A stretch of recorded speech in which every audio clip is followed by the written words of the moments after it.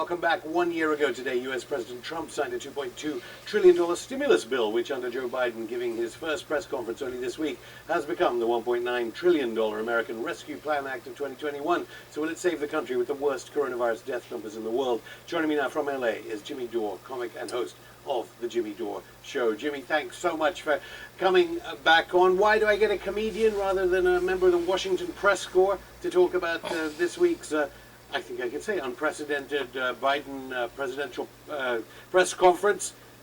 Is it because the questions were so bad? I mean, nothing about universal health care as regards to COVID, nothing about the climate crisis except new airports? Thanks for having me. It's great to see you again. And yeah, that was a fantastic press conference. I'll tell you what, the American Press Corps, second to none, right? There's not one question about the lie about $2,000 checks, not one question about the lie about $15 minimum wage.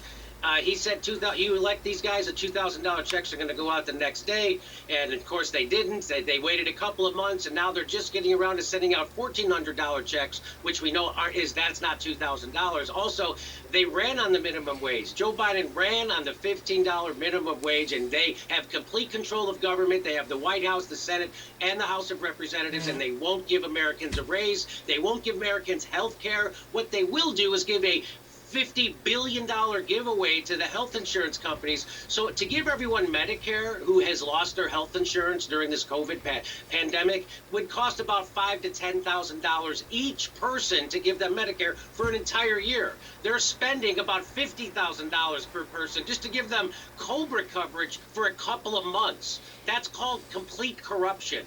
Joe Biden wasn't asked about that. Joe Biden wasn't asked one question that was a tough question today. They were asking him if he's going to, in his first press conference as president, if he's going to run again for president.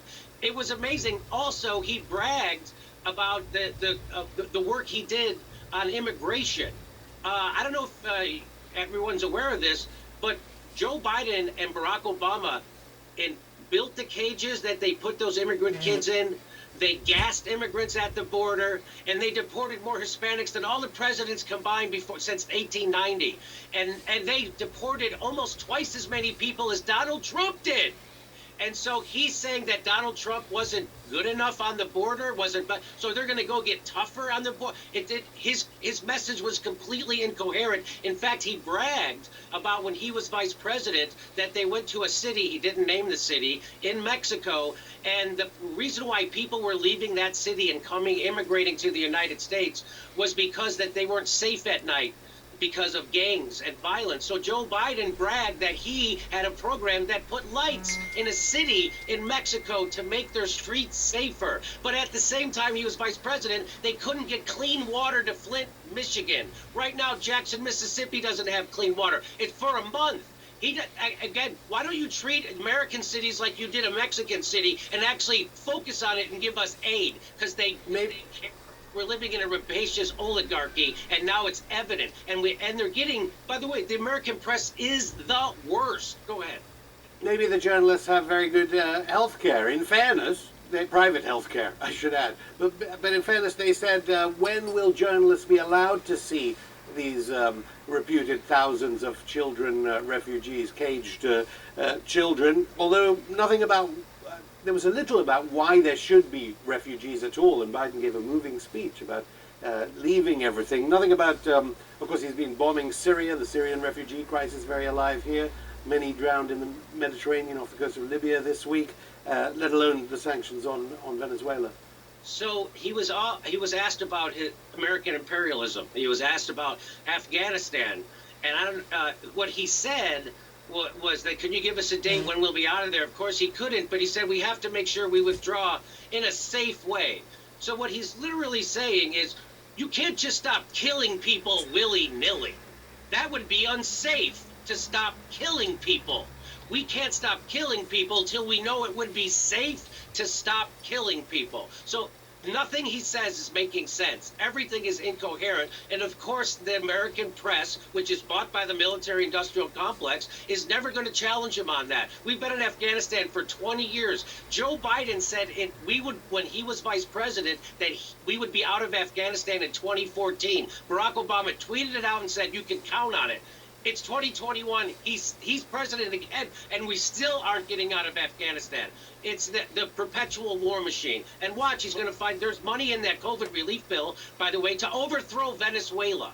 There's money in that bill and they're the last people on earth that still recognize Juan Guaido as the president of Venezuela. We do here. Boris Johnson does here, and Biden did say he couldn't picture U.S. troops in Afghanistan next year. I mean, you know, Noam Chomsky, he's been on this program. I know you're a fan of Noam Chomsky. He said Biden should be commended for this 1.9 trillion stimulus bill that you're saying has some pork barrel politics in it for war. Yeah, well, I don't know what the hell he's talking about. I'm guessing Noam Chomsky doesn't need health care. He doesn't need a minimum wage. He doesn't need a livable wage. He doesn't need clean water. He doesn't need a healthy economy. I don't know what Noam Chomsky's talking about. Are there some good things in the COVID bill? Yes. Are the things that they campaigned on that would actually change people's lives and lift them out of poverty? No, they're not in that bill. Columbia University, this is just propaganda.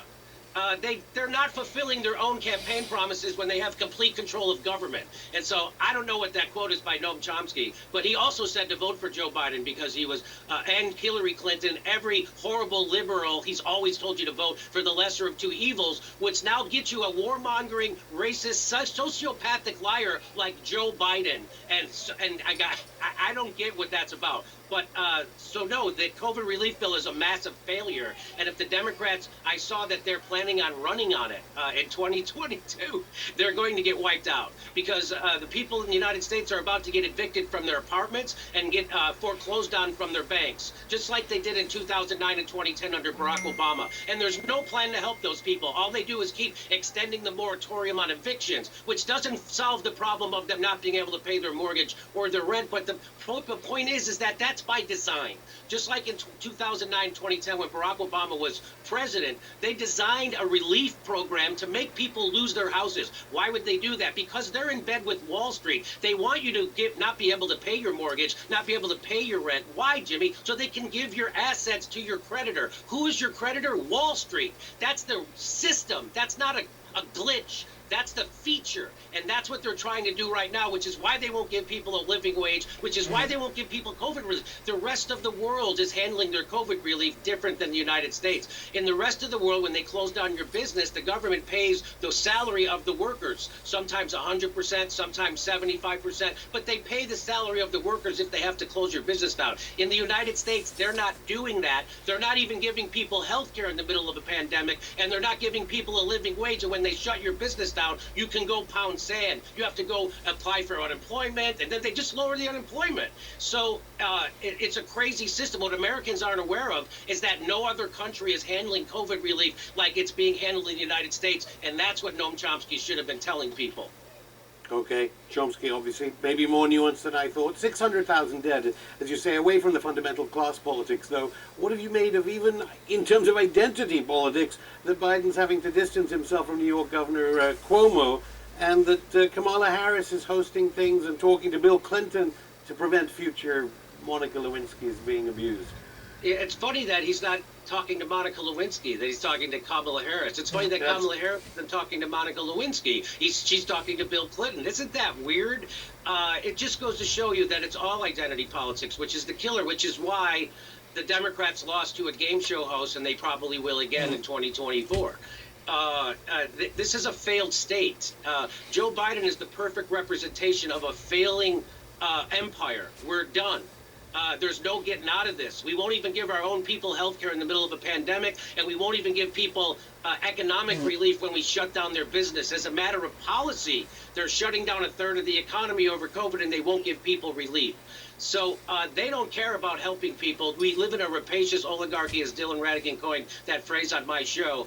And we're sliding into being Brazil, and nobody's going to do anything about it. I tried to do something about it and get us health care.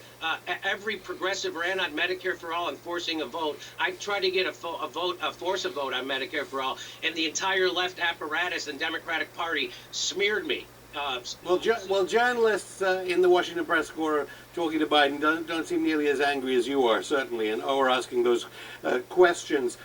They did say, they were slightly perturbed about journalists not being allowed to see the caged children. There's a journalist up the road from here, Julian Assange, who the UN says is being tortured. Washington was greeted by Australian MPs. They saw Washington officials this week. Nothing about pardon for Julian Assange?